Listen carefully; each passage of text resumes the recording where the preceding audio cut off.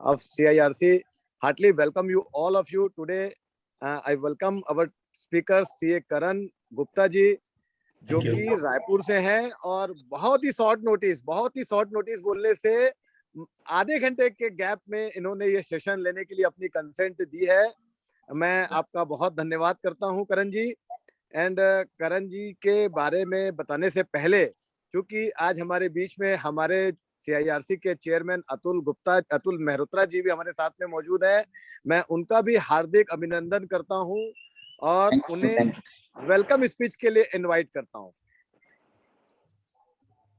Thank you किशोर भाई। और हमारे पूरी टीम में जो किशोर बढ़िया जी हमारे रायपुर से पूरे छत्तीसगढ़ से रिप्रेजेंट करते हैं, ये काफ़ी गर्मजोशी के साथ, काफ़ी डेडिकेशन के साथ और हर समय हमारे अपने मेंबर्स और स्टूडेंट्स के लिए कुछ भी बेहतर करने के लिए हो तो तैयार रहते हैं। तो I am very much fortunate enough to have a person, dedicated person like Kishore Bhadia ji. Thank to Chhattisgarh for having such a dedicated leader from my colleague in the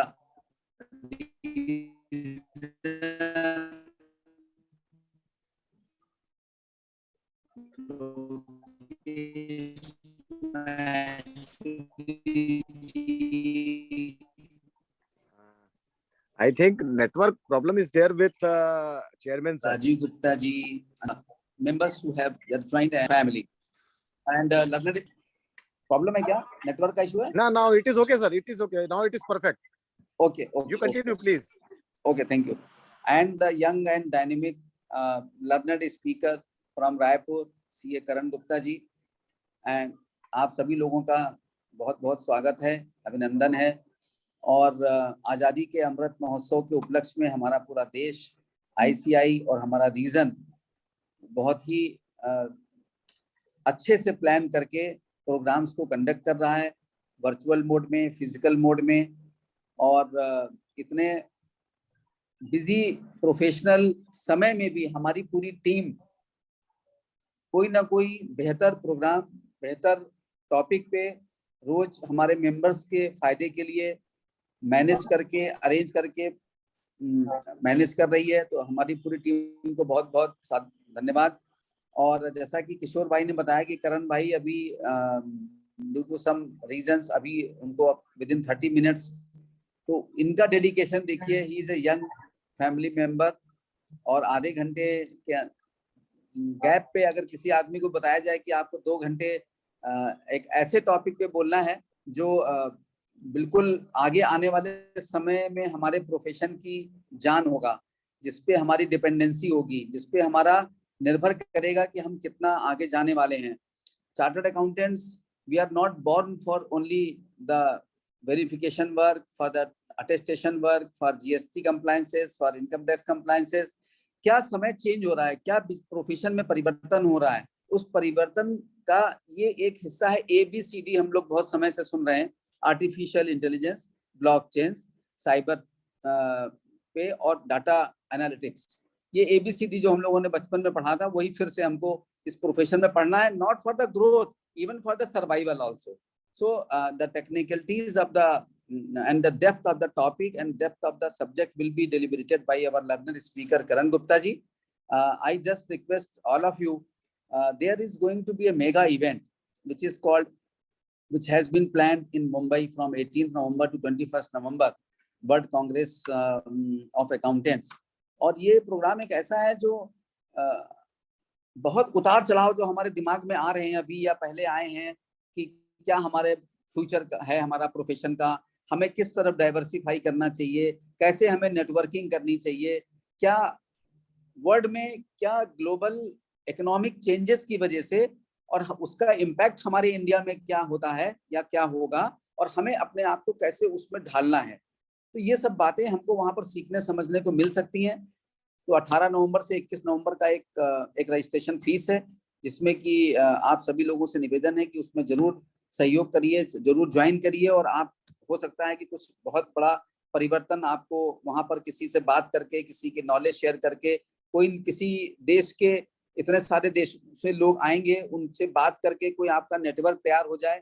City is not important. Even small cities are having the assignment or the network with the foreign professionals in our country right now also. So you all are requested to get it registered. And कभी भी हमारे team की कोई जरूरत होती है तो किशोर भाई वहां पर हैं आपके साथ. जब भी आपको लगे, आप कोई भी बात उनके थ्रू माध्यम से.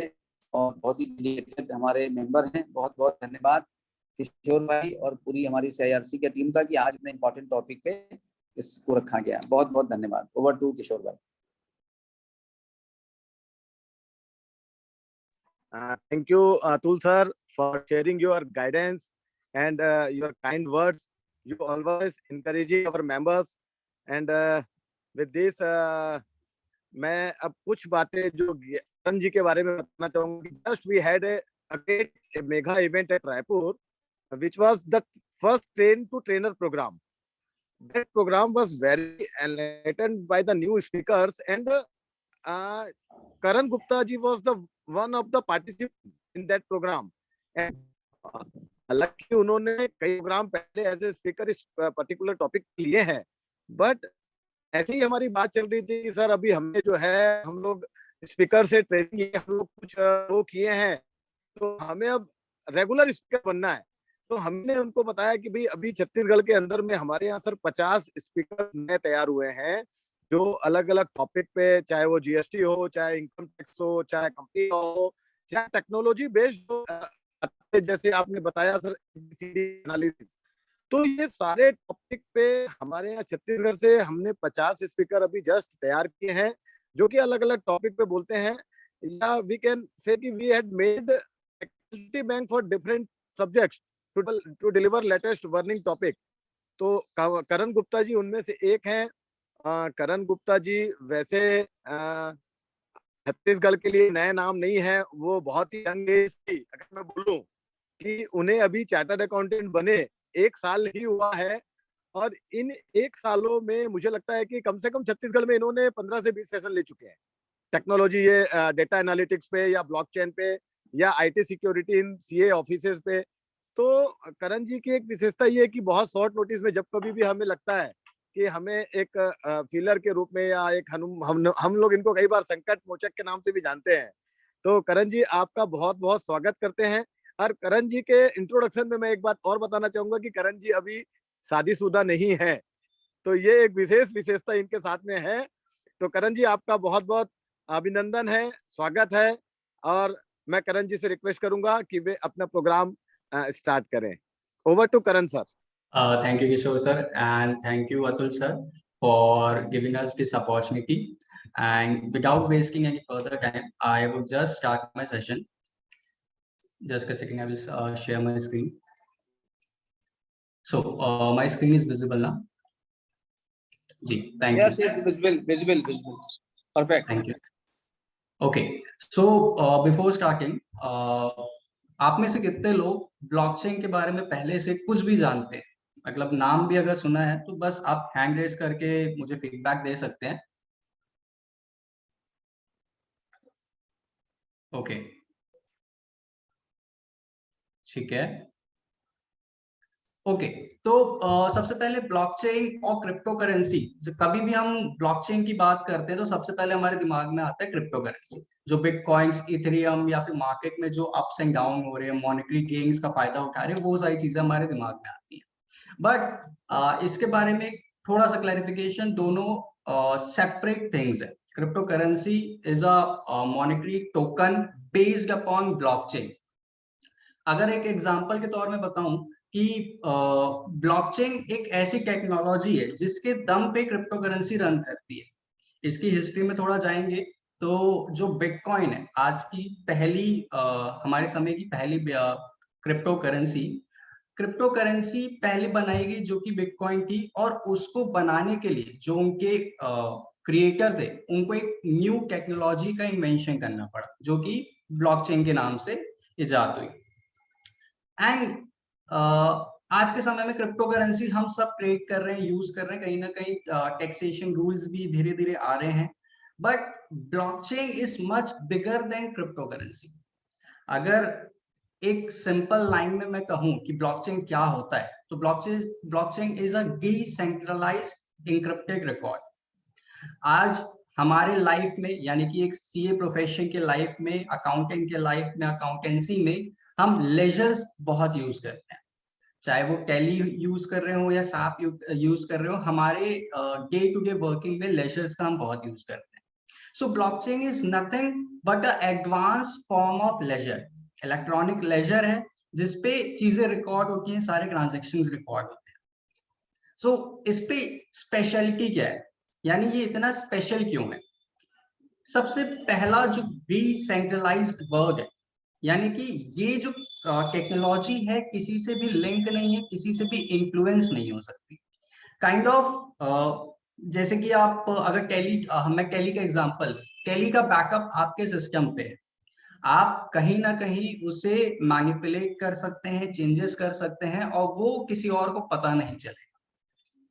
अब वही चीज अगर मैं एक एग्जांपल लूं बैंक का, बैंक के केस में भी अगर जैसे हम सब पर्सनल पासबुक की एग्जांपल ले, तो वहां पे जितने भी ट्रांजैक्शन है आप व्यू तो जरूर कर सकते हैं, बट अगर बाय एनी एक्सीडेंट या फिर एक हैकिंग होती है बैंक में और उसका डाटाबेस चेंज हो जाए, तो कोई भी प्रूफ नहीं है इस चीज को साबित करने का कि कौन सा डाटा मैनिपुलेट हुआ है, या फिर हम उसको रोक नहीं सकते।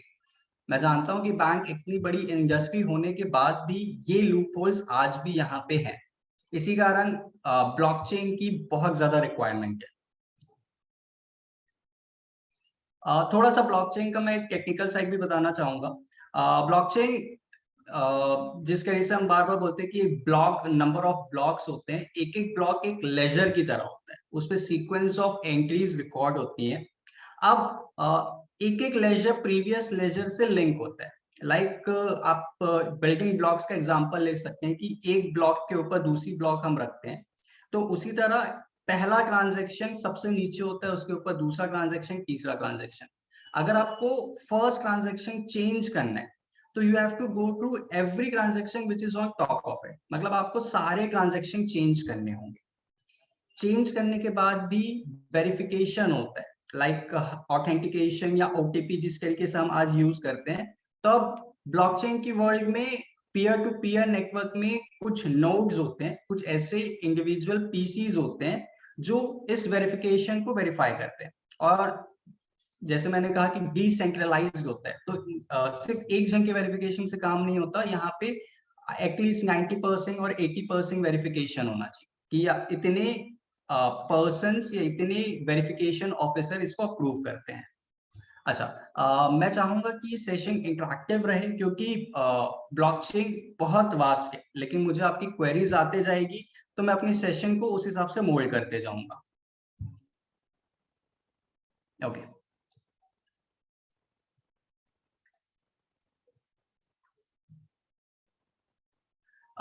ब्लॉकचेन को सिंपली हमारी इंडस्ट्री में समझने के लिए मैं एक बैंकिंग सिस्टम का एग्जांपल लूंगा कि अगर मैं पूछूं कि बैंक्स में कैसे रिकॉर्ड्स मेंटेन होते हैं, तो कस्टमर साइड में पासबुक होती है, बैंक के साइड में सीबीएस के थ्रू मास्टर डेटा मेंटेन होती है, और मर्चेंट्स के पास रिपोर्ट्स होती है।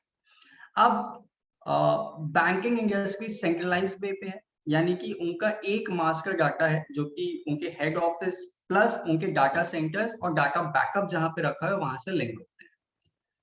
ये डाटा पूरी तरीके से सेंट्रलाइज लेवल में कंट्रोल होती है कि अगर बैंक ने किसी तरह आपको कोई चेंजेस या चार्जेस लगा दिए, एंड आपके पास कोई ऐसा तरीका नहीं है कि आप ये बोल सको नहीं सर ये एंट्री तो गलत है, या तो ये एंट्री जो हुई है ये मेरे नॉलेज के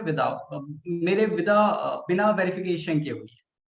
सो कंट्रोल्ड वे पे होता है। एंड जैसे कि पहले मैंने कहा कि अगर डाटाबेस में कोई हैकिंग हुई या मैनिपुलेशन हुई, तो उसको ट्रेस करना बहुत मुश्किल, ठीक है। अब अगर यही चीज बैंक के ट्रांजैक्शन अगर ब्लॉकचेन में होते, तो कस्टमर, बैंक और मर्चेंट एक पीयर, अलग अलग पीयर्स होते। कोई भी एंट्री या कोई भी ट्रांजैक्शन होने से पहले तीनों पार्टिसिपेंट्स के पास एक वेरिफिकेशन होता, तीनों पार्टिसिपेंट्स के बाद एक अलर्ट टाइप का जाता कि whether this transaction is occurred or not, और उन तीनों के पास एक अलग डाटाबेस होता जहां पे वो रिकॉर्ड होता, जिसको हम एक ब्लॉकचेन कहते हैं। मैंने यहाँ पे एक इलस्ट्रेशन फॉर्म में देखिए 3 ब्लॉक्स बनाए हैं, जैसे #78J। अभी मैं ये हैश क्या है ये भी मैं बताऊंगा, बट आप इसको बस रिमेंबर कीजिए कि #78J एक की टोकन की तरह है, कि मतलब एक प्राइमरी की है कि प्रीवियस ट्रांजैक्शन को नेक्स्ट ट्रांजैक्शन के साथ लिंक करने की। तो अगर कस्टमर के पास जो इंफॉर्मेशन है वो वेरीफाई होती है जो बैंक के पास रिपोर्ट्स है, और वो फिर वेरीफाई होती है जो मर्चेंट के पास रिपोर्ट है। और यहाँ पे तो मैंने सिर्फ 3 एग्जांपल लिए हैं कि 3 एंट्रीज पे ये वेरिफिकेशन होता है। ये जितने नंबर ऑफ पार्टिसिपेंट्स ब्लॉकचेन में बढ़ते जाते हैं उतनी वेरिफिकेशन स्ट्रांग होती है और उतना मैनिपुलेशन हार्ड होता है। सबसे बेनिफिट या सबसे की पॉइंट है ब्लॉकचेन का कि वो डिसेंट्रलाइज्ड है। अगर कोई भी नोड, कोई भी सिस्टम अगर बाय चांस हैक होता है, रिमूव हो जाता है, तो बाकी डाटा, जो डाटा हमारे पास है वो कभी भी चेंज नहीं होगा, क्योंकि दूसरे सर्वर्स उसको अपने पास एक कॉपी रखते हैं। Very secure peer to peer ownership. अगर मेरा डाटा है तो उसकी ओनरशिप मेरी है, मेरे परमिशन के बगैर कोई उसे एक्सेस भी नहीं कर सकता, कोई उसे यूज भी नहीं कर सकता। तो one of the best features of blockchain.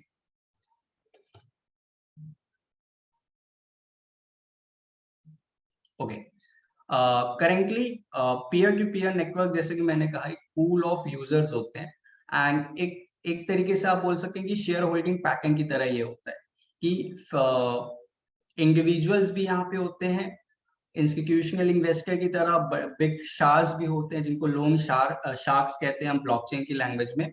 उनके पास कुछ वोटिंग पावर्स होती हैं और ये वेरिफिकेशन के लिए यूज किए जाते हैं। अभी currently 51% of the ownership of individuals के पास होती है, इसी कारण हम बोलते हैं कि इस पे कोई मैनिपुलेशन करना मुश्किल है। सॉरी, अच्छा, ये एक ब्रीफ मैंने इंट्रो दिया। अगर इस पे किसी को भी कुछ पूछना है, कुछ डाउट है, तो आप पूछ सकते हैं। इसके बाद हम आगे बढ़ेंगे कि ब्लॉकचेन हम एज अ सीए हमारे ऑफिस में क्या काम आता है। ओके, आप लोग क्वेरीज शायद सिर्फ चैट बॉक्स में भेज सकते हैं।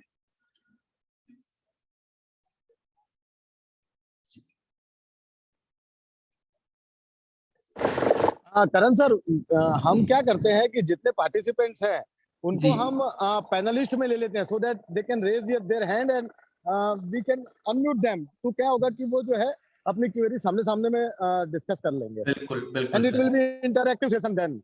जी जी सर, बिल्कुल। तो I request Khan sir to make all the attendants to panelist.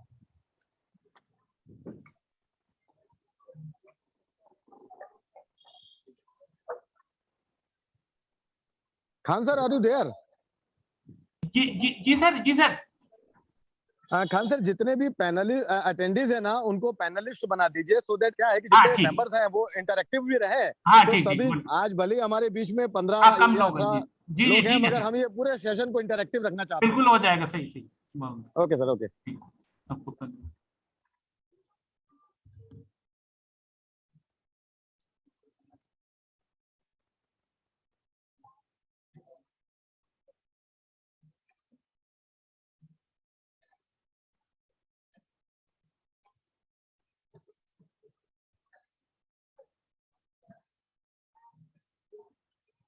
Okay, तो मैं आगे बढ़ता हूं।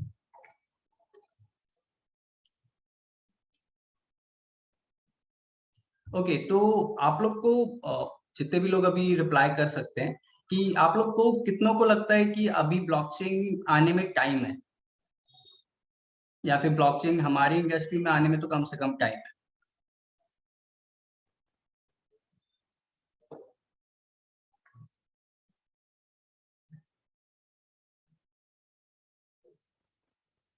मैं आपको बताना चाहूंगा कि कई इंडस्ट्रीज अभी ऐसी हैं जो ब्लॉकचेन में आ चुकी हैं, और इंडिया में क्या, हमारे रायपुर में तक कुछ कंपनीज ऐसी हैं जो ब्लॉकचेन डेवलपमेंट भी कर रही हैं और अपने ट्रांजेक्शन ब्लॉकचेन में शिफ्ट भी कर रहे हैं, ठीक है।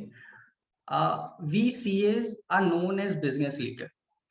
हम सिर्फ अकाउंटेंसी या फिर कंसल्टेशन की जगह, मतलब ऑडिटिंग एंड अकाउंटिंग की जगह, हम आज हर चीज प्रोवाइड करते हैं। बिजनेस कंसल्टेशन हो, कोई प्रॉब्लम हो, कोई किसी भी चीज का सोल्यूशन आज एक बिजनेसमैन सीए के पास आता है। हर बिजनेस आज ब्लॉकचेन की तरफ मूव करना चाह रहा है और कई तो कर भी चुके हैं। सो हमें भी अब करना जरूरी है। As a CA, we have knowledge of both accountancy and technology side में भी हमारी नॉलेज अभी काफी है, एंड अगर नहीं है तो हमें गेन करने की बहुत जरूरत है। बिकॉज आज आप देखेंगे जो अब little big size of firm like 5-10 crore के ऊपर का अगर किसी का टर्नओवर जा रहा है तो वो ERP में शिफ्ट होना चाह रहे हैं। टैली भी एक तरीके से थोड़ा थोड़ा स्विच होते जा रहा है और लोग ERP की तरफ जा रहे हैं, जैसे कि SAP है, आपका बॉस करके एक है, ओरेकल के ERPs है, एंड वो ERP भी धीरे धीरे ब्लॉकचेन को इंक्लूड करते जा रहे हैं। एंड हम CAs एक तरीके से ब्रिज हैं IT सेगमेंट और बिजनेस सेगमेंट में। वी कैन प्रोवाइड कंसल्टेशन कि क्या आपको ब्लॉकचेन में जाने की जरूरत है कि नहीं, क्या आप जा सकते हो, और whether it is beneficial for you और नॉट। बट ये बिजनेस या बिजनेस ओनर्स को नहीं पता होगा, ये चीजें आपको बतानी पड़ेगी। और आप कब बता पाएंगे, जब आप टेक्नोलॉजी साइड में, ब्लॉकचेन साइड में थोड़े से और एलिजिबल और इंफॉर्मेशन रखेंगे। अभी शायद आपको पता होगा कि RBI भी कुछ रेगुलेशंस ला रही है जो कि ब्लॉकचेन को मोर पावर, मतलब रेगुलेटरी अथॉरिटी के अंदर ला रही है कि आप उस पर अकाउंटेंसी मेंटेन कर सकते हैं। धीरे धीरे हो सकता है अप्रूवल आ भी जाए। आपको मैं एक एग्जांपल देता हूं, जैसे कि सॉरी, UPI आप यूज करते होंगे सबके सब, है ना। तो क्या आप ये बता सकते हैं कि वो UPI ट्रांजैक्शन कहां से स्टार्ट हुआ है और कहां पे एंड हुआ है?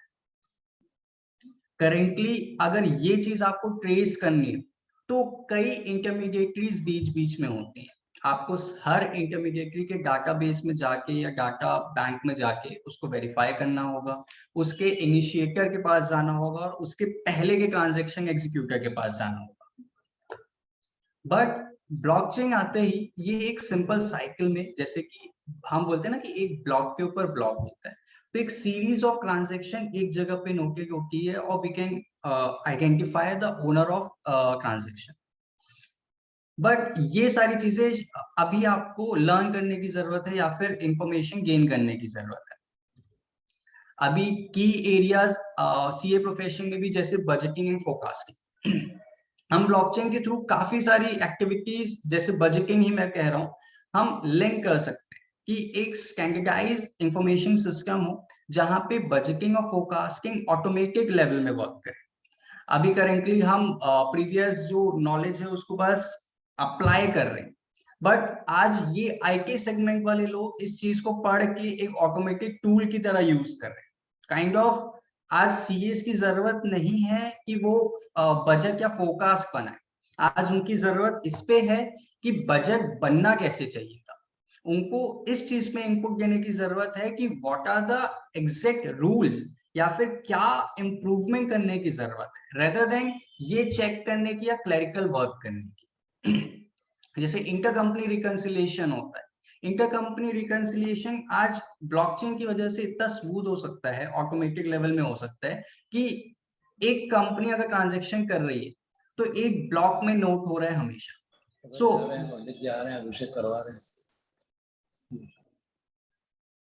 एक ब्लॉक में नोट हो सकता है and easily we can identify the balance between those intercompany transactions. Financial audit भी हम करते हैं। मैं जैसे ब्लॉकचेन का है कि वो चेंज नहीं हो सकता। अगर सारे ट्रांजैक्शन पहले ही फ्रीज हो चुके, सारे ट्रांजैक्शन में चेंज की रिक्वायरमेंट नहीं, तो स्कोप ऑफ एरर अपने आप कम हो जाता है। तो हमारी जरूरत फिर फाइनेंशियल ऑडिट में कैसे होगी और हम कैसे अप्रूव कर पाएंगे कि all the transactions have been reported truly and fairly, जबकि ब्लॉकचेन में तो पहले ही वो चीज रिपोर्ट हो चुकी है। We have to have the knowledge कि कैसे ब्लॉकचेन की ओनरशिप हम स्टैब्लिश करें, हमें ये इंफॉर्मेशन होनी चाहिए कि हम कैसे ब्लॉकचेन को रीड कर सके। आज हमारा बेस नॉलेज स्किल सेट जो होता है कि हम बैलेंस शीट रीड करके आपको बता सकते हैं, बट धीरे धीरे शायद आपको इस चीज की स्किल डेवलप करनी पड़ेगी कि आप एक ब्लॉकचेन रीड करके बता सकें कि ट्रांजैक्शन कहाँ से स्टार्ट हुआ था, कहाँ पे खत्म हुआ था। ओके, वेंडर मैनेजमेंट, जैसे कि जैम पोर्टल, अभी आप सब जानते होंगे जैम पोर्टल है, वहां पे hundreds and thousands of vendors registered है। बट कई बार क्या होता है कि सीए करण गुप्ता हो सकता है कि अपनी 4 फर्म रजिस्टर करवा दे जैम पे, और भले एक ब्लैकलिस्ट क्यों ना हो जाए, बाकी 4 रिमेनिंग रहे। ये होता है और काफी लोग इसका मिसयूज करते हैं। बट ब्लॉकचेन में आने पे मेरी सीए करण गुप्ता की ओनरशिप फिक्स हो जाएगी। मैं उससे मल्टीपल जगह में अगर यूज करना भी चाहूँ तो मुझे एक ही ब्लॉकचेन है, मतलब मेरी यूनिक आईडी है, मैं उसी को यूज कर सकता हूँ। तो वो चारों फर्म आइडेंटिफाइबल है कि सीए करण गुप्ता की है। तो हम ये जो ब्लैक लिस्टिंग हुई, अब तो सबकी हो सकती है। एक वेंडर को बार बार अलग अलग पोर्टल्स में रजिस्ट्रेशन लेने की जरूरत नहीं पड़ेगी। उसका एक unique identified vendor portal, sorry vendor identification number हो सकता है जो हर जगह यूज हो। और एज अ सीए हमारे पास लोग इसलिए आएंगे कि हम उन्हें ब्लॉकचेन में रजिस्टर करवा सके, उनका वेंडर मैनेजमेंट सिस्टम बनवा सके। सेम इसी तरह शेयर होल्डर्स की वोटिंग। अभी आप लोग यूज करते, आप लोग कई मीटिंग्स में वोटिंग करते होंगे, कई कंपनीज के आपके पास शेयर्स होंगे, वोटिंग पावर्स होंगे। तो करंटली कैसा होता है कि आपके पास मेल आता है, मेल में एक लिंक दी होती है, वो कहते हैं कि ये सिक्योर लिंक है and you have to cast your vote through the link. फिर भी एकदम सिंपल और प्रैक्टिकल डिफॉल्ट है इस पे, अगर लिंक मेरे पास आया है, मैं वो मेल आईडी का एक्सेस किसी और को भी देके रखा हूं, या फिर मेरे ही सिस्टम से कोई और वोट कास्ट करना चाहे तो कर सकता है इजीली, है कि नहीं? You are talking about intercompany relations, so we have to link all the unique IDs with our company's ID. Yes, Sonia जी ने कहा है कि क्या, जैसे आप इंटर कंपनी रिकंसिलिएशन की बात कर रहे हैं, so whether we have to link all the unique IDs with our company ID. एक तरीके से यस, लेकिन आपको बार बार करने की जरूरत नहीं है। एक बार आपके कंपनी का ब्लॉक फिक्स हो गया, आपकी यूनिक आईडी स्टैब्लिश हो गई, आपकी कोई भी सब्सिडरी बने या फिर कोई भी कंपनी आपकी सेकेंडरी कंपनी बने, तो उनकी आईडीज पहले ही फ्रीज रहेंगे। तो जितने भी ट्रांजैक्शन उनके साथ होंगे वो ऑटो पॉपुलेट होंगे। एक तरीके से आपको वेरिफिकेशन करने की जरूरत नहीं पड़ेगी कि बीच में कोई एंट्री गलत हुई है कि नहीं है, क्योंकि आपने फर्स्ट टाइम इम्प्लीमेंटेशन टाइम ही पैरामीटर सेट कर दिए। ओके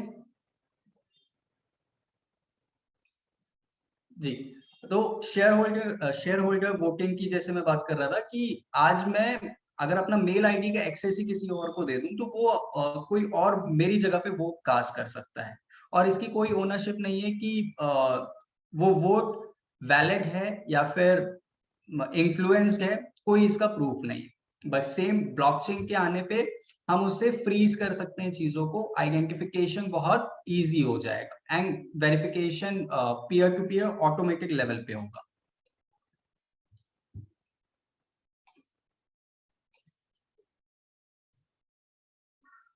ओके, करेंटली इंडस्ट्री में कुछ केस स्टडी, कुछ एग्जिस्टिंग ब्लॉकचेन बिजनेस डेवलप हुए हैं।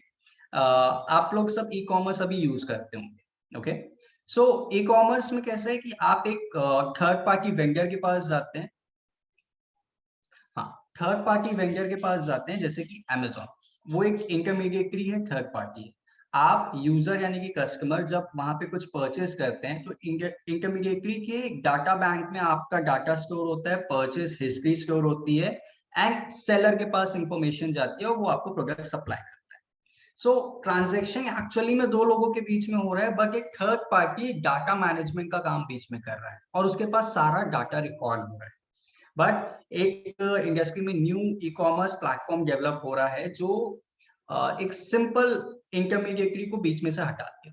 कैसे? ब्लॉकचेन के थ्रू। उसने एक ब्लॉकचेन सिस्टम बनाया जिसपे user can download the app and directly connect with the vendor, यानी कि कोई भी इंफॉर्मेशन बीच में स्टोर करने की जरूरत नहीं।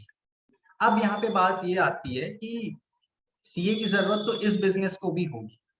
सो आप यहाँ पे कैसे वेरीफाई कर पाएंगे, आप यहाँ पे कैसे कंसल्टेंसी दे पाएंगे जब आपको ब्लॉकचेन की ब्लॉकचेन कैसे वर्क करता है ये नहीं पता होगा। ओके, आप कैसे वेरीफाई कर पाएंगे कि जैसे कि उस वेबसाइट सॉरी वो थर्ड पार्टी अभी भी डाटा स्टोर नहीं कर रही।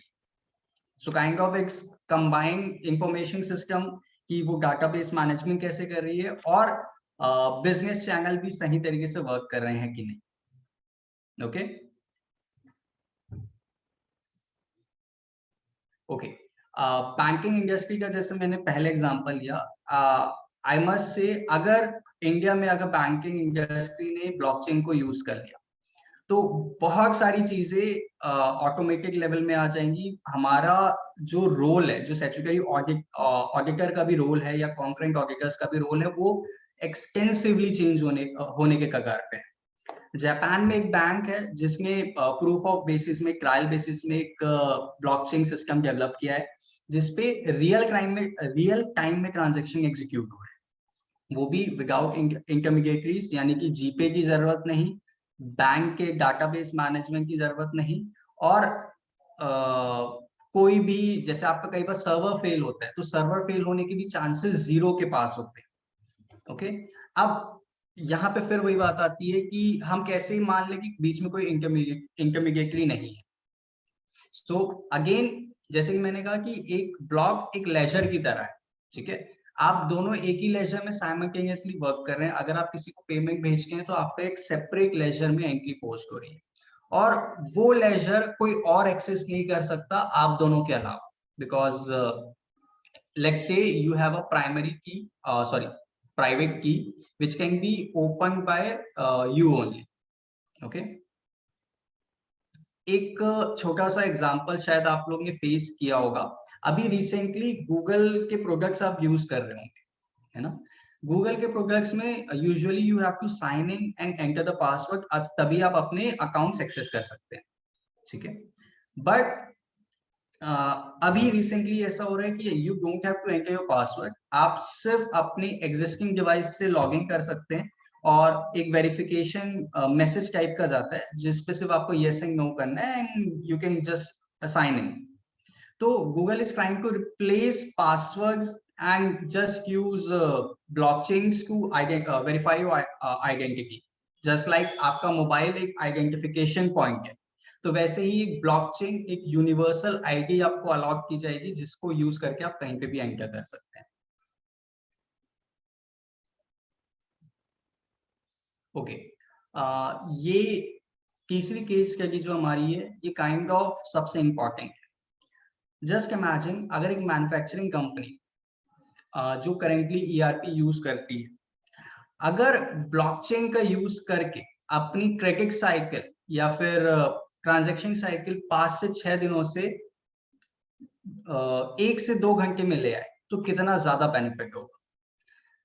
करेंटली इंडिया में ये एक प्रोडक्ट डेवलप हो रहा है, एक मैन्युफैक्चरिंग इंडस्ट्री अपने credit cycle, debtors payment, debtors रिसीवमेंट, creditors payment को ब्लॉकचेन में मूव कर रही है।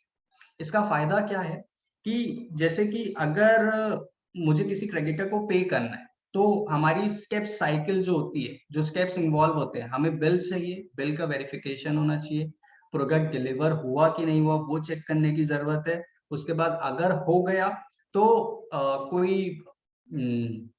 कोई डैमेज था कि नहीं था, एंड उसके बाद फिर बैंक में एक एनईएफटी का हम लीफलेट या फिर चेक भेजते हैं या फिर एक मेल करते हैं कि we have to do NEFT to this person at this amount. जी, कोई बोलना चाह रहा है?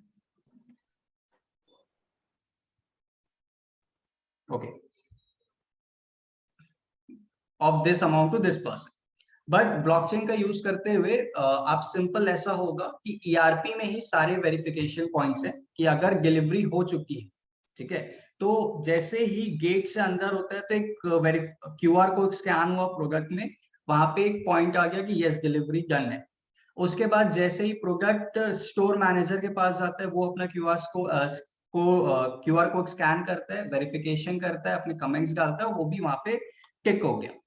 अब पेमेंट की बात आती है। पेमेंट भी अगर सारी कंडीशंस फुलफिल्ड है तो पेमेंट ऑटो एनईएफटी जनरेट होके बैंक के सिस्टम में जाता है, एंड वहां पे कोई सेकंड पर्सन का अथॉरिटी या फिर कोई वेरिफिकेशन पॉइंट नहीं होता, ह्यूमन लेवल, वो सारी चीजें सिस्टम लेवल में एग्जीक्यूट होके पास हो जाता है और डायरेक्ट पेमेंट क्रेडिट हो जाता है क्रेडिटर के अकाउंट में।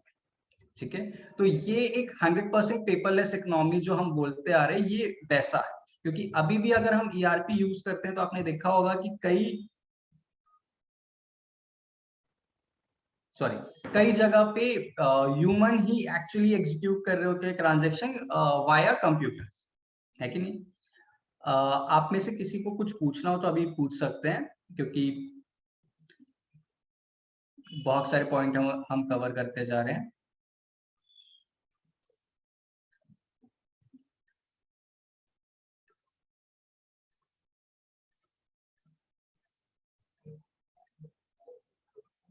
जी जी सोनिया जी, मैं आपको पैनलिस्ट में डाल रहा हूँ, प्लीज एक्सेप्ट।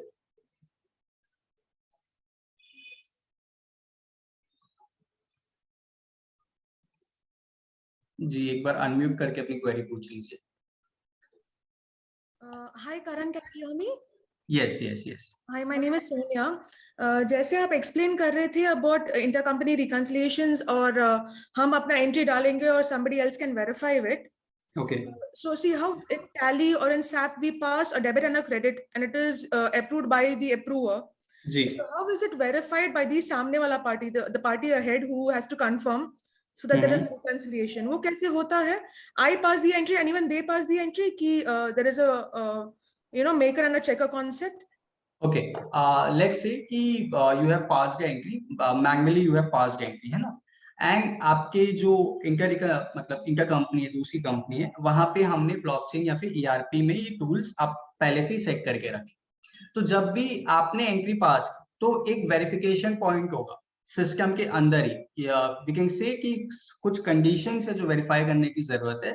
सबसे पहले कि आपका बैलेंस, जो आपके कंपनी का बैलेंस है, यानी कि कंपनी ए मैं बोलूंगा जो आपकी है, और कंपनी बी का बैलेंस अगर सेम है तो first condition is satisfied. Second, अगर आपने कोई ट्रांजेक्शन एग्जीक्यूट किया है, जैसे बोल सकते हैं सेल किया है, तो सेल के पहले भी आपकी कोई गुड्स डिलीवरी होगी या चालान सेट होगा, तो वो भी वहां पे नोटेड हो, क्योंकि हम यहाँ पे 360 ईआरपी की बात कर रहे हैं कहीं ना कहीं कि सारे कंडीशन सेटिस्फाई होने चाहिए। तो लाइक एज अ मेकर आपका एक आइडेंटिफिकेशन पॉइंट है जो ये सेट कर देगा कि सोनिया जी ने ये ट्रांजैक्शन एग्जीक्यूट किया है, एंड अब कंपनी बी के रिकॉर्ड्स में वो चीज नोट होगी कि सोनिया जी का ये ट्रांजैक्शन है, प्लस ये सेल्स उन्होंने पहले किया था, उसकी पेमेंट अभी आई है, प्लस आपकी कंपनी का बैलेंस और कंपनी ए और कंपनी बी का बैलेंस ब्लॉकचेन में मैच हो, यानी कि वो आपके कंपनी का लेजर्स एक तरीके से इंटरनली देख सकते, काइंड ऑफ मैच कर सकते कि यस आपने भी पास किया है, उन्होंने पास किया है, तभी जाके ट्रांजैक्शन ओके हो। लेट्स से कि इन रियल लाइफ या फिर मैनुअली में क्या होता है कि आप अपना लेजर देखते हैं, आप दूसरे कंपनी के अकाउंटिंग से बात करते हैं, कंफर्म करते हैं कि यही ट्रांजैक्शन आया है, यही बिल पास हुआ है, तो वो सारी चीजें ही बस एक ऑटोमेटिक लेवल में यूज हो रही है। Thank you. जी जी ओके, और कोई?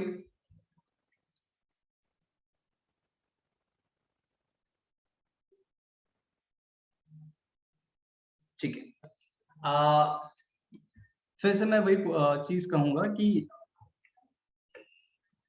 एक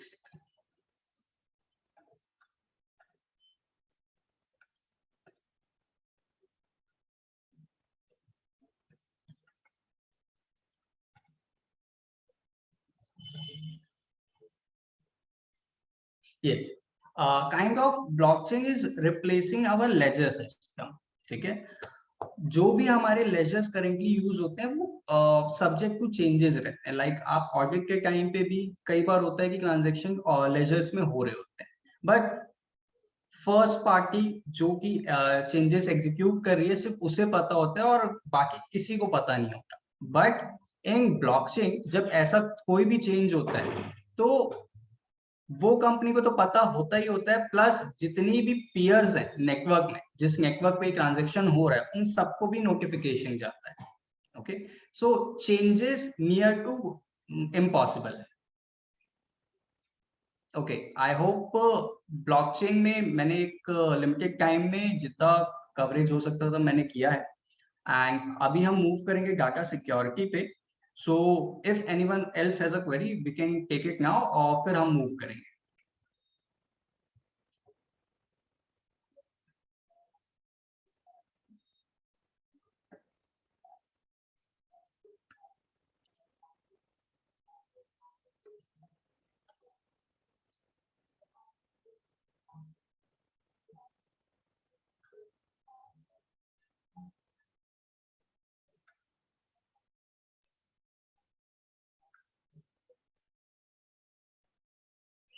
okay,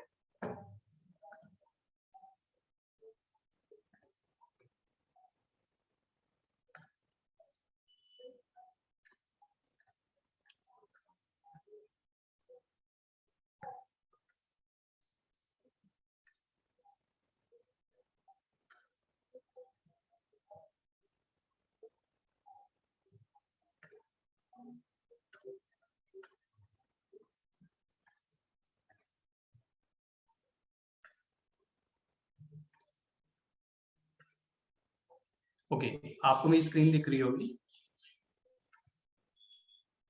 ji.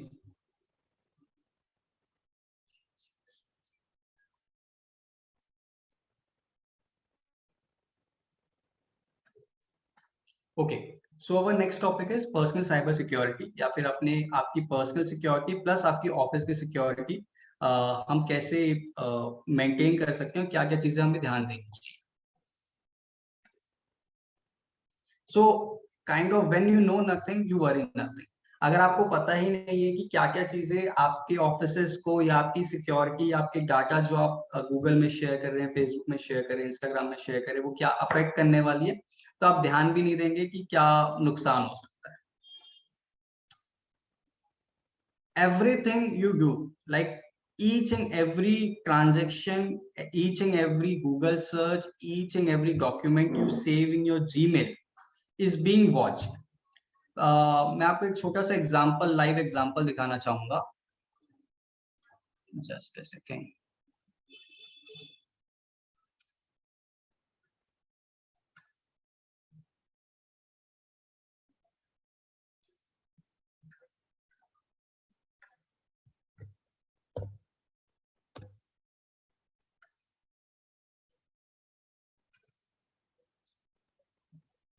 So currently I have open Google map, और इस पे मैं जिस जिस लोकेशन में गया हूँ मेरी सारी लोकेशन अभी रिकॉर्ड है।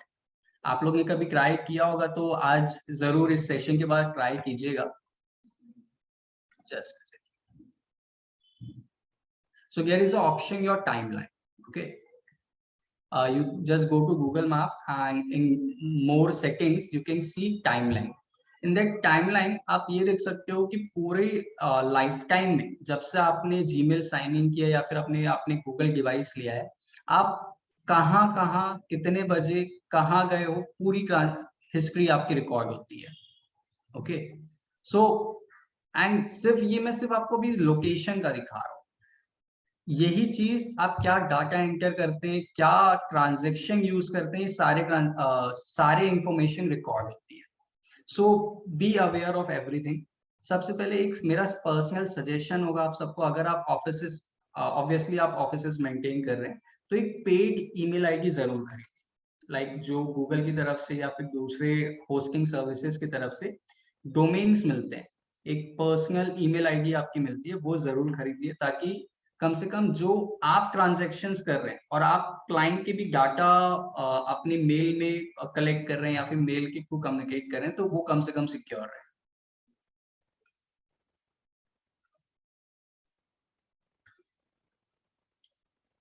नेक्स्ट, सोशल मीडिया भी आज एज अ सीए प्रोफेशनल या फिर in general life also you use all this services. यहाँ पे कई बार आपको ऐसा होता है कि फेक प्रोफाइल्स के थ्रू आपको रिक्वेस्ट आती है। प्लीज डू नॉट एक्सेप्ट और be concern about who you accept and who you reject. ठीक है, फेक कॉल्स और one of the major reason for fraud is our negligence. ठीक है, कई बार ऐसा होता है कि आप को कोई व्हाट्सएप मैसेज आया या कोई लिंक शेयर की, कोई ईमेल आया, आप डायरेक्ट ओपन करके क्लिक करते हैं। आप सिर्फ अपनी सिक्योरिटी नहीं, आपके सिस्टम में जितना भी डाटा है उसकी भी सिक्योरिटी से कॉम्प्रोमाइज कर रहे हैं। ठीक है, क्योंकि एक बार आप कोई लिंक ओपन करते हैं तो आपके सारे पासवर्ड एक्चुअली आपके सिस्टम में ही है। अगर आप एक इंडिविजुअल सिस्टम यूज करते हैं, सर्वर यूज करते हैं, भले वो आप एक्सेस नहीं कर सकते, but as a hacker they can. Reason for fraud, money, आपके सिस्टम या कंपनी में एक्सेस करना, या फिर एक personal grudge. When you start knowing things, you worry about everything. First of all, मैं आपको एक और टूल या फिर एक आपके क्रोम में एक फीचर है जो आप यूज करते होंगे, मैं आपको शो करना चाहूंगा कि अगर आपके पास कोई भी ईमेल आईडी है या फिर आपके कोई भी पासवर्ड सेव है, कि आप कैसे उसको रिकवर कर सकते हैं। फॉरगेट पासवर्ड तो होता ही है, बट आपके सिस्टम में सारे पासवर्ड सेव होते हैं।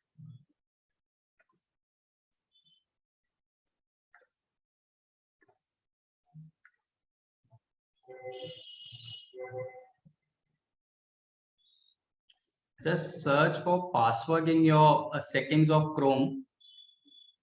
You will see कि all the password which you have used in your using your Chrome and any browser, you can see all the password is stored in your browser only.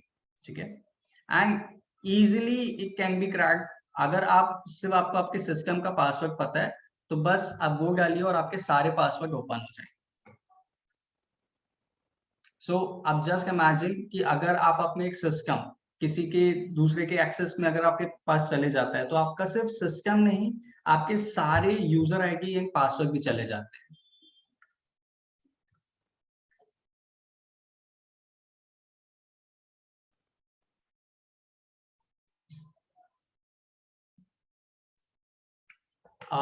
When you use, मतलब आप सबके पास आप email ID use करते होंगे, but I have a suggestion कि आप 3 separate email IDs use करें। एक फॉर पर्सनल यूज, लाइक जहां जो आप सोशल मीडिया पब्लिक और फ्रेंड्स के साथ यूज करते हैं। एक प्रोफेशनल ईमेल आईडी जिसपे सिर्फ बिजनेस एंड क्लाइंट, और एक प्राइवेट ईमेल आईडी जो कि आपके बैंक्स, प्राइवेट एक्सेस या फिर जो एक्चुअली इंपॉर्टेंट थिंग्स है जहां जो आप लूज नहीं करना चाहते हैं वहां पे यूज कीजिए।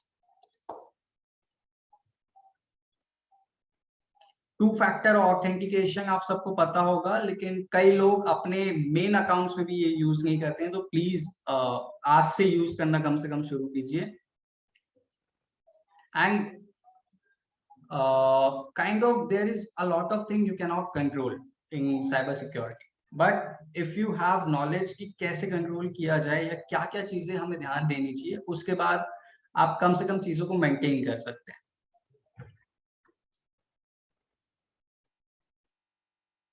ओके, आई वुड लाइक कि अगर आपकी क्वेरीज हो तो प्लीज उसे शेयर कीजिए, क्योंकि उसके बेसिस में सेशन ज्यादा इंटरेक्टिव हो पाएगा एंड बेटर हो पाएगा।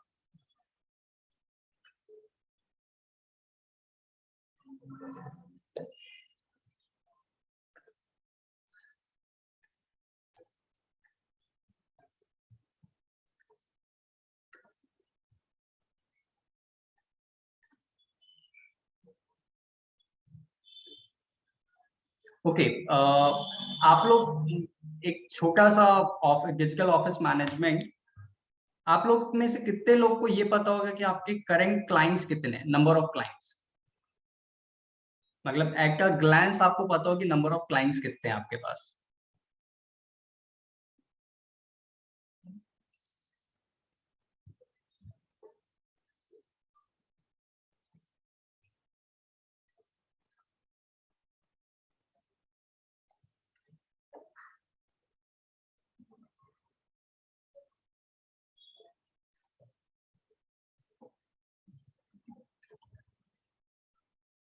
किसी को नहीं?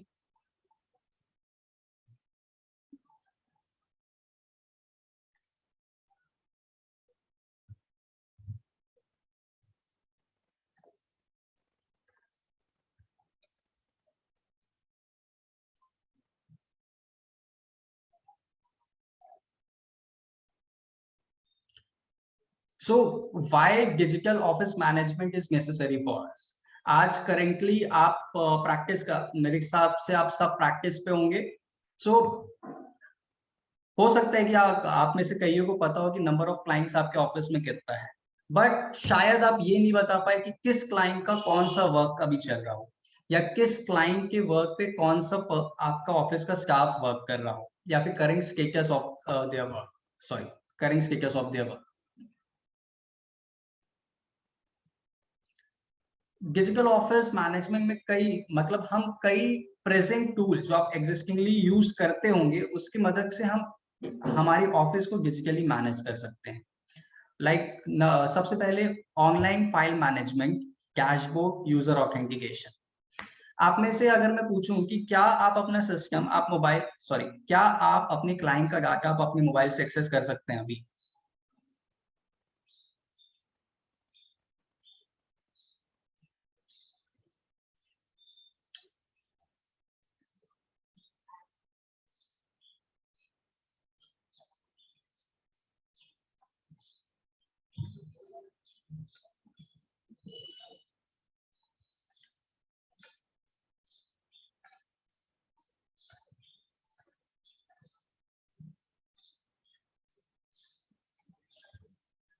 आप लोग अगर रिप्लाई करेंगे तो ज्यादा बेटर होगा, बिकॉज उसके बिना मूव फॉरवर्ड करना थोड़ा मुश्किल होगा.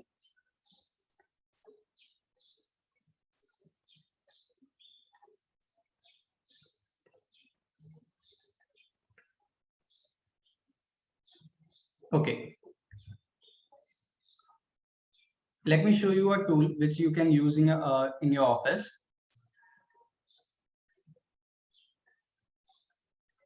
आप सब अभी गूगल शीट के बारे में शायद जानते होंगे.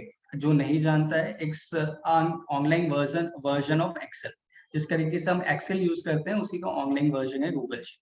But Google sheet have some capabilities, like you can work simultaneously with many staff you have, and you can use it as a live version of Excel.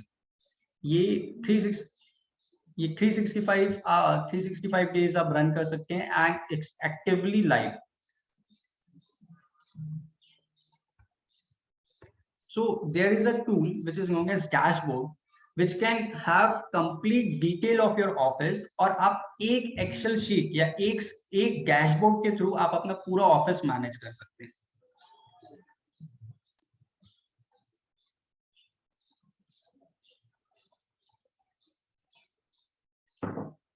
Okay, so let's say कि आपके पास 10 या 12 clients हैं. So you can maintain an index of your all the clients.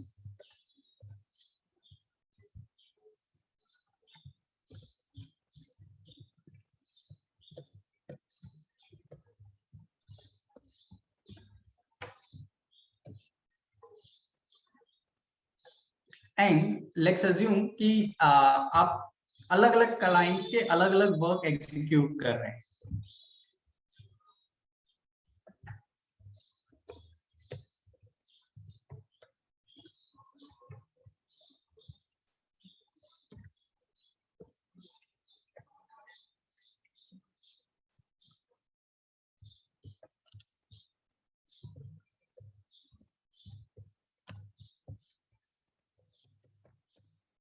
ठीक है. Now let's say कि balance, जो client ए की balance sheet है वो एक एक्सेल शीट में आपने मेंटेन करके रखी है ना. So I am just creating a dummy Excel sheet for this.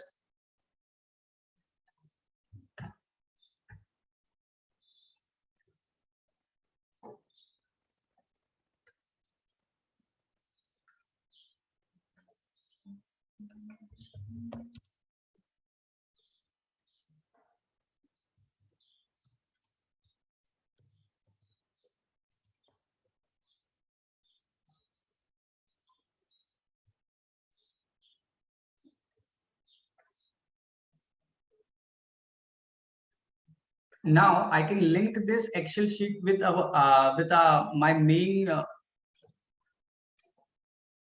dashboard.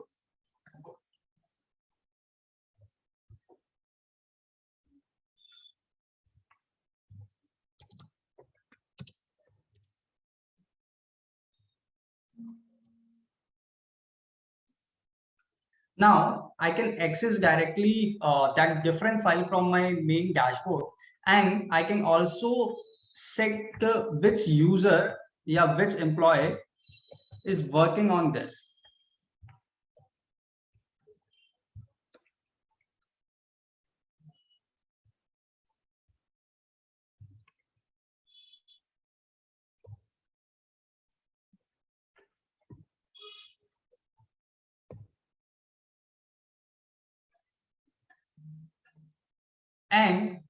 And currently, all the changes which happen in my dummy balance sheet, I can view it live, who is changing and what changes they are making. And I can also view that in my main dashboard as it is linked through it.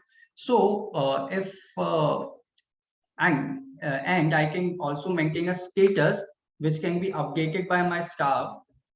So I will be free from all the tedious works, and they can just update the status of the balance sheet. If they have completed their work, they can maintain a checklist. I can create SOPs and just hand it over to them. I can create everything entire my dashboard.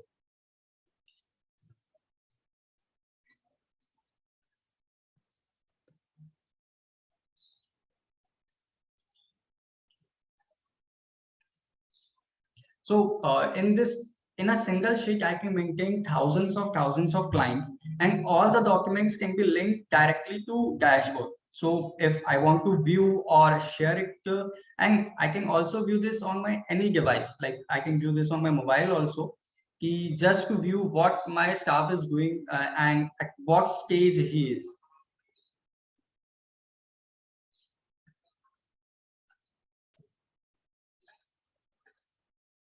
It will be great if participants can interact and raise their queries or questions.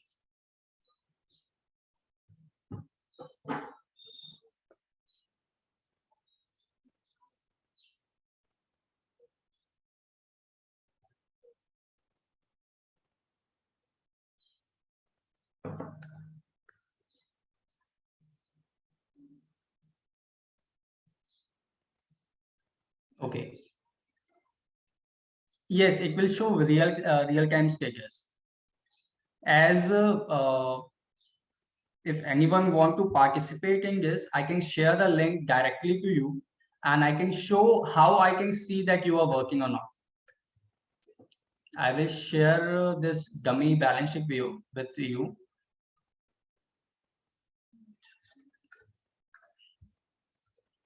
I have shared the link in chat box, so you can access that sheet, and I can show you that what you are working on.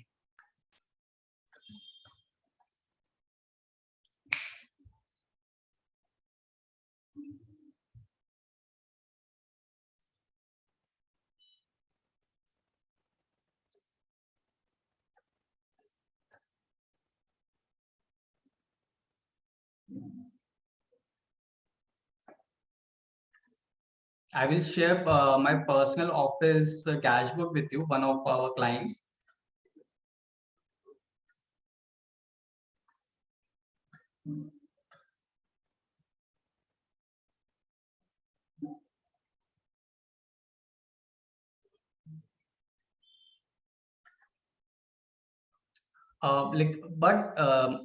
It's just a suggestion that you use only paid services. Like Google has it, Google provide free Gmail and free Google Drive, but uh, it's it's of nominal charge like 200 per month. You can pay it and get a free custom domain, and also you can have securities that come with that package.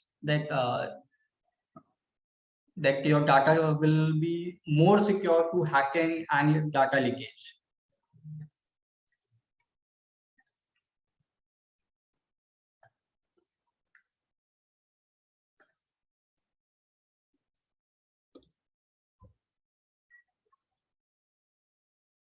So as you can see, I have tried to open my office dashboard with another email ID.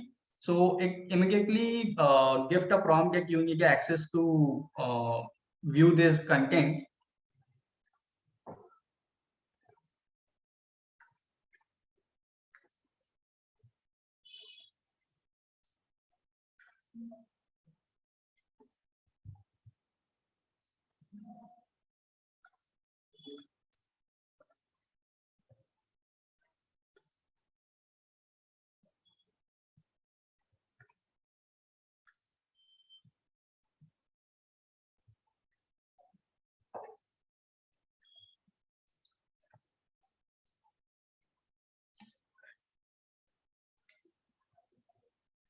So this is one of our clients' data sheet.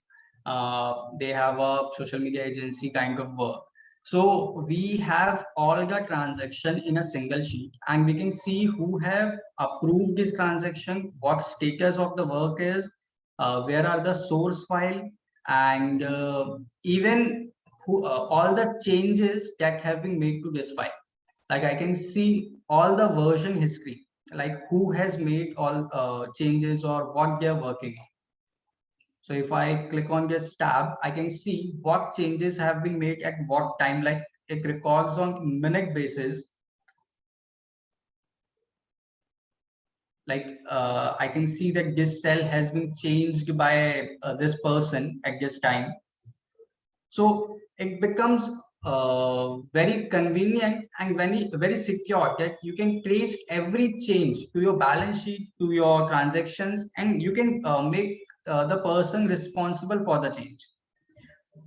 So if you have like 10 employees in your office, you can delegate the work and also make them responsible.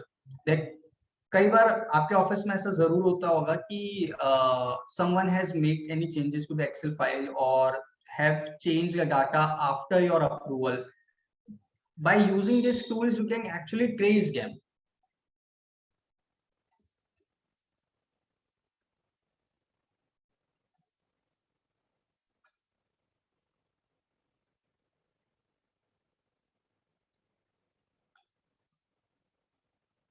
If you have any query regarding blockchain also or data security, you can ask currently.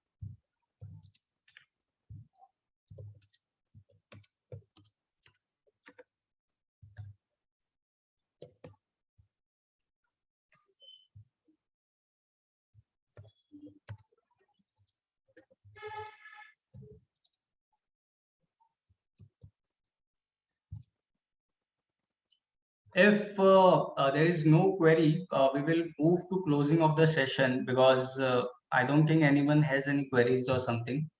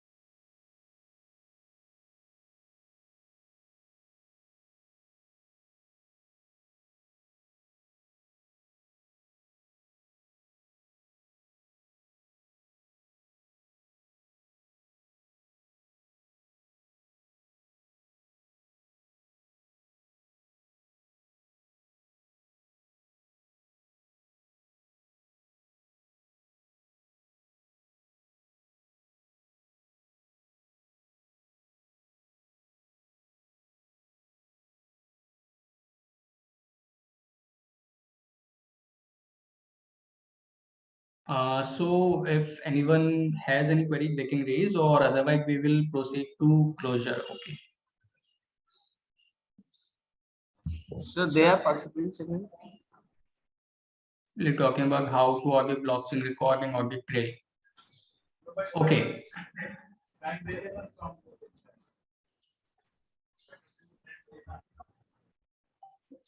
Okay, so to check, as one of question has been key, how we can see the audit trail of blockchain.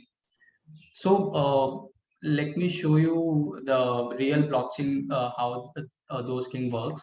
Just a second.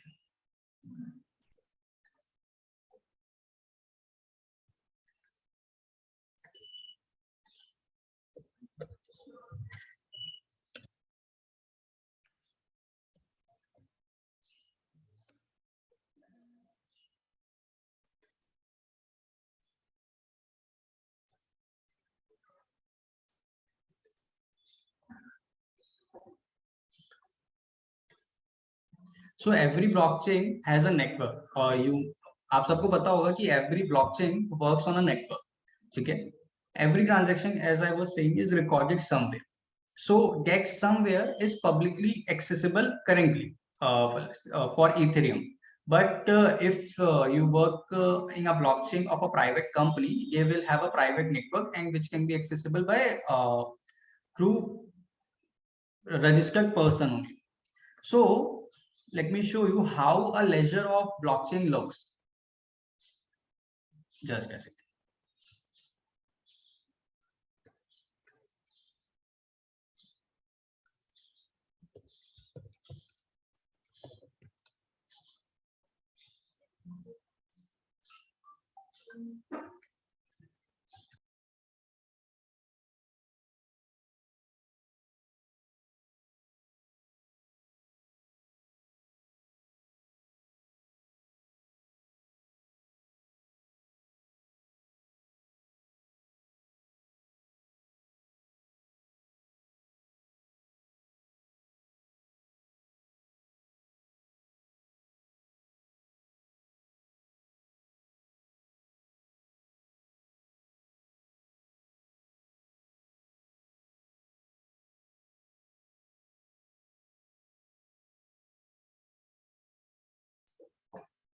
Just a second.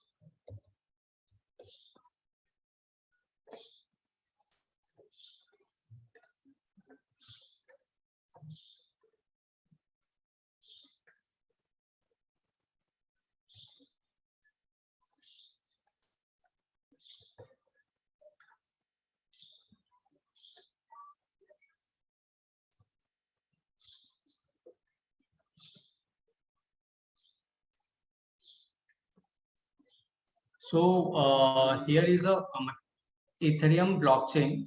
So every block, just I said, is approved by every node. Okay. So let me show you this one particular transaction. So this is a complete ledger of Ethereum. All the transactions based upon Ethereum network are recorded here. Okay. So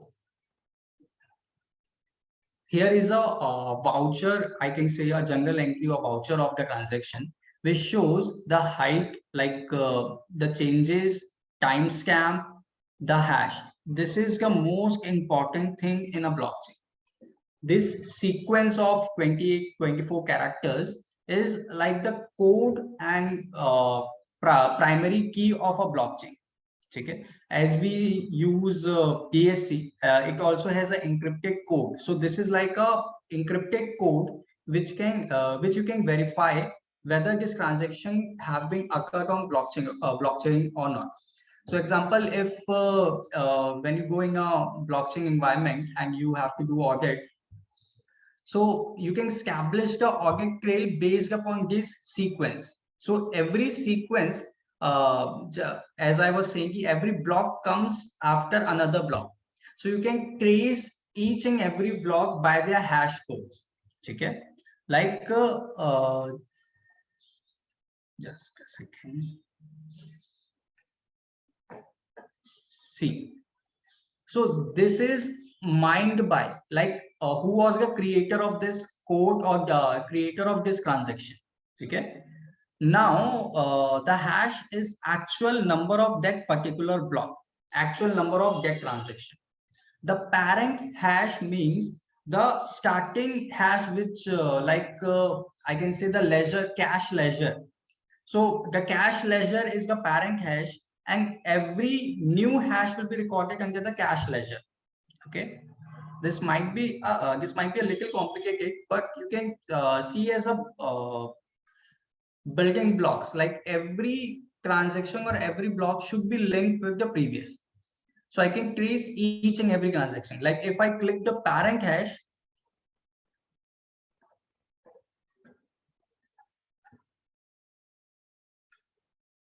I will again come to the initial hash of the first hash. Like hash means a security code.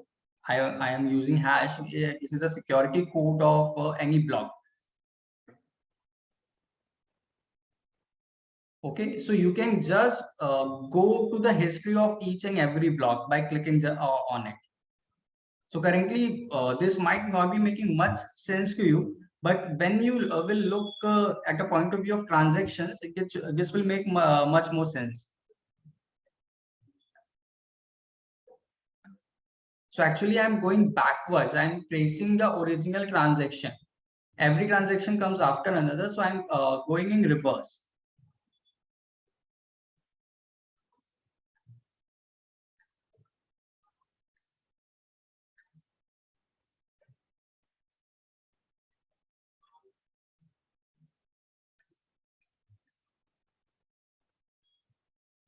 So by checking this, you can establish whether the block was changed by the authenticated user or by someone else. You can keep a trail by viewing the vouchers.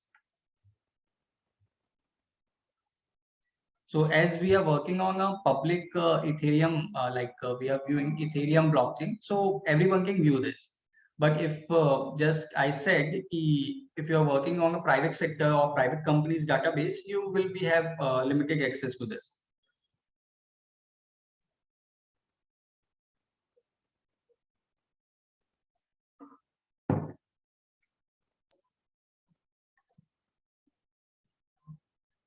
Okay, anything else?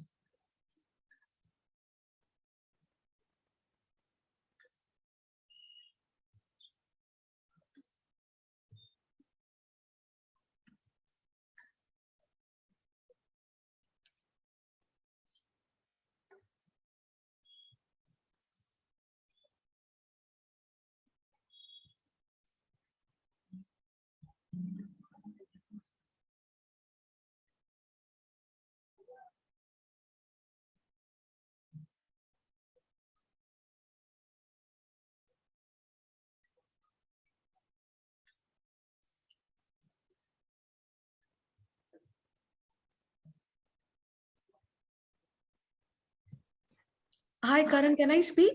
Ji. See, frankly, I am not well read about blockchain, but I know it is something which is coming new into our whole sector. So we need to be updated about this. So I would just ask, कि आप कितना बोल सकते हो उसके बारे में, because I don't even know whether I'm asking the right questions or not. Okay. So, और कुछ जानना है हमको, क्योंकि ऑडिट ट्रेल जैसे आप बोल रहे हो कि हम लोग को समझना है, but how do you recognise this, because ये Ethereum this looks like mining of bitcoins kind of thing, like this is just a crypto.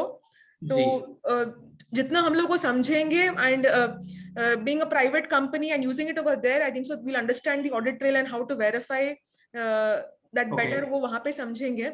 Anything else जो आप आपके तरफ से बोल सकते हो जो हम समझे? Yes. I would recommend कि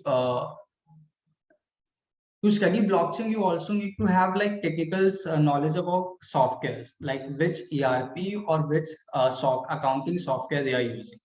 So you must be aware that about like I think on 1st April, MCA issued a notification that every audit software or accounting software should have an audit trail. So it's kind of reflecting on blockchain only. Blockchain will be the audit trail system. So to be frank, it is providing the trail of everything. If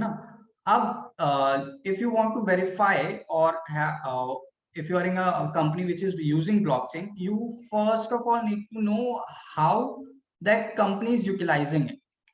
So, for example, if you are in a hospital industries, blockchain can also be used like a data center, data storage units. Like there is a patient named, like I am a patient here.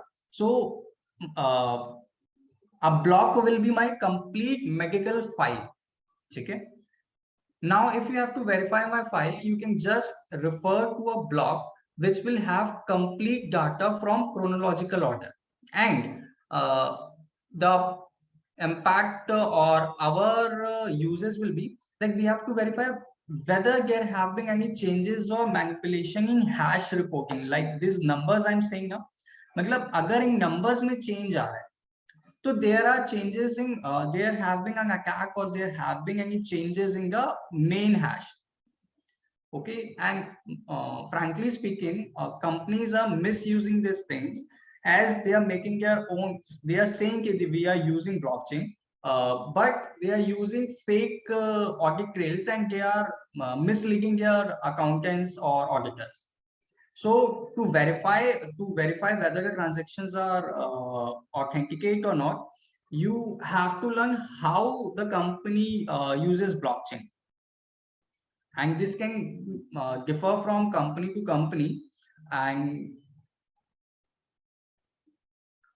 there is one more thing, as I was saying, network of blockchains.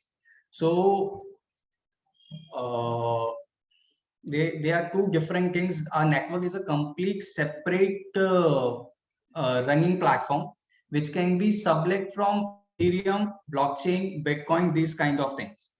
Okay, so as we used to say, servers like hybrid server, public server, private servers. So in near future there would be like network servers which would sublet or give their blockchain in rent to the companies. You can use our company's network system. So there, I think there is one company which is named as Polygon in Mumbai, which is utilizing this. They are giving their blockchain platform as a service. So now our concern changes, like we have to verify whether the third party which is providing the blockchain facility have any access to the records or how they are managing it. We might need to become more techno friendly, like we might need to learn some technical languages also. So let me share you one thing. Just a second.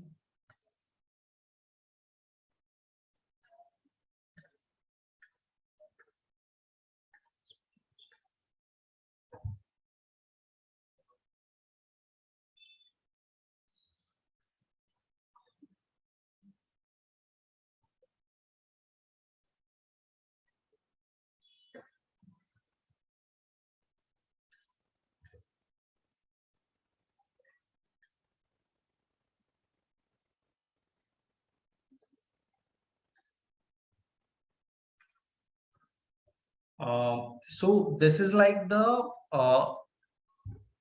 working structure or the source code of Ethereum blockchain. Okay, so every company should have a documentation or source code of their blockchain they are using. So if I say you get a doc exchange API, this is like the way or the channel by which the companies will interact with each other. This is like a socket, or I can say you have you heard of API?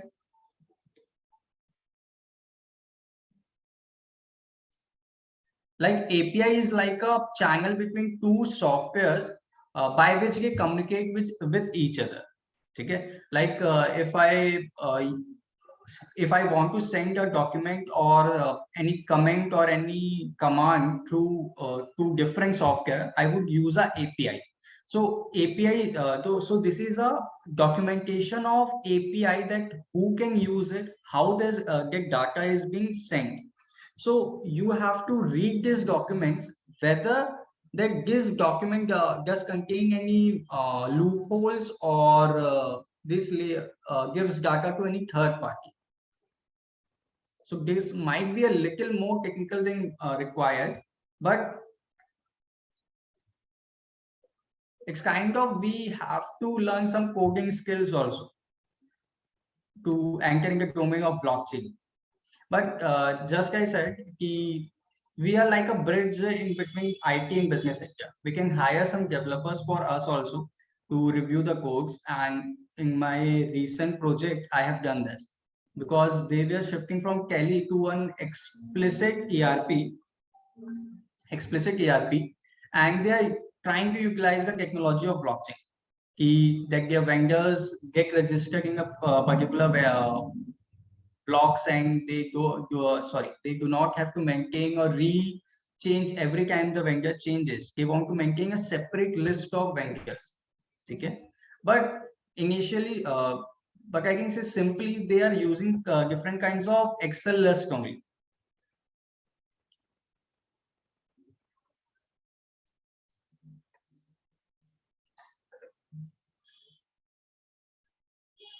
So just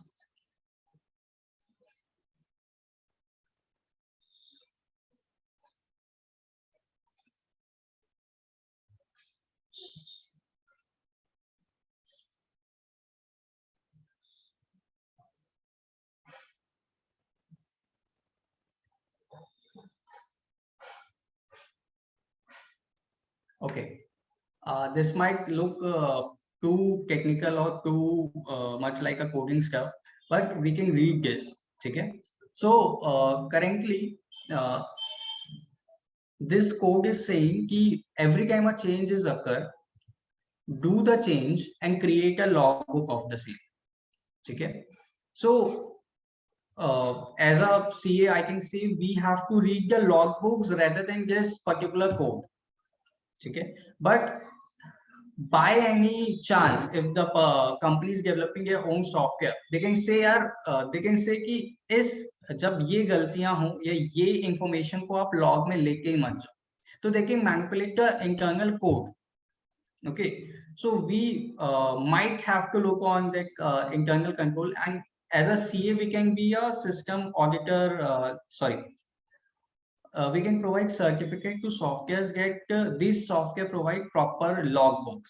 And if we are providing like services, we need to have the knowledge of coding also. Sonia ji, आप हैं line पे?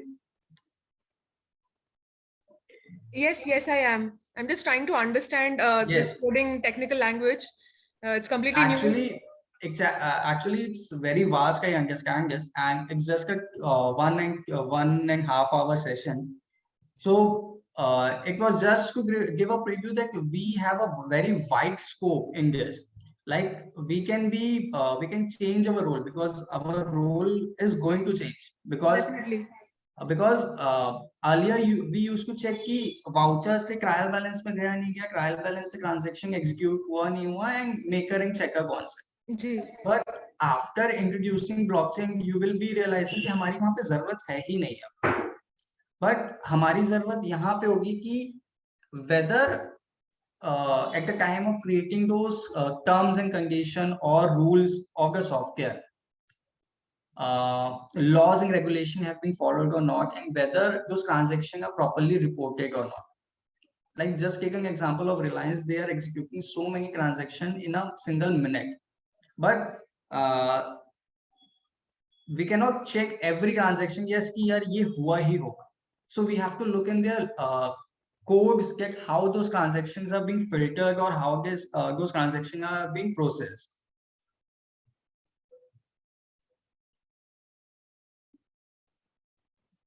Okay, ji. I think so. आप जितना और ज्यादा इसके बारे में और वेबिनार्स कंडक्ट करते रहोगे उतना और क्लैरिटी आते रहेगा. And this is just a beginning. तो seriously thanks a lot. Thank you. और ये सही है कि जितना ज्यादा हम इसके ऊपर डीप में जाते जाएंगे वो हर बार हमें कुछ ना कुछ और सीखने की जरूरत हो. बिकॉज अभी तो हमें ये सीखने की जरूरत है कि act as being a CA where we stand in this whole journey. Like just imagine कि अगर banking sector ये accept कर लेती है, so many banks will go out of business, क्योंकि जो मेन उनका काम है कि डाटा रिकॉर्ड करना, वो चीजें सेपरेट हो जाएंगी, वो एक थर्ड वेंडर एग्जीक्यूट करने लगेगी.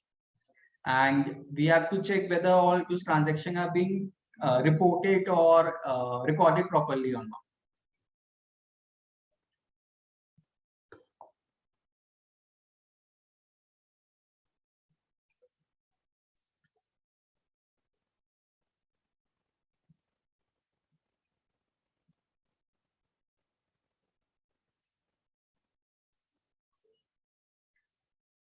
So I think this is like this was a good session from my side also, and I think there are many things that I can talk about in hours and hours, but that would be more technical.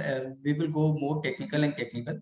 So if you have any other queries also you can ask, or otherwise we will close the session and conclude the session.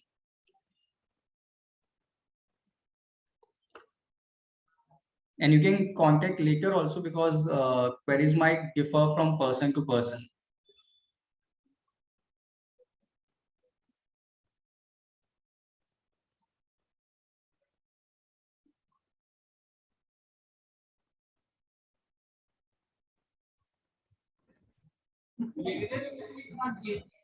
Okay, मैं contact detail share कर देता हूँ.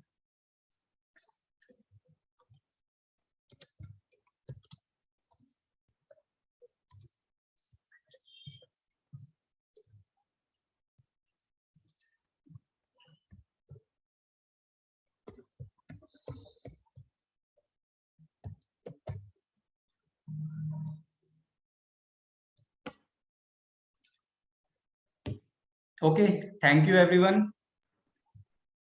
On behalf of CRC. Okay, sir. Thank you on behalf of CRC by CA for giving your valuable time and deliberation. Thank you, sir. Thank you.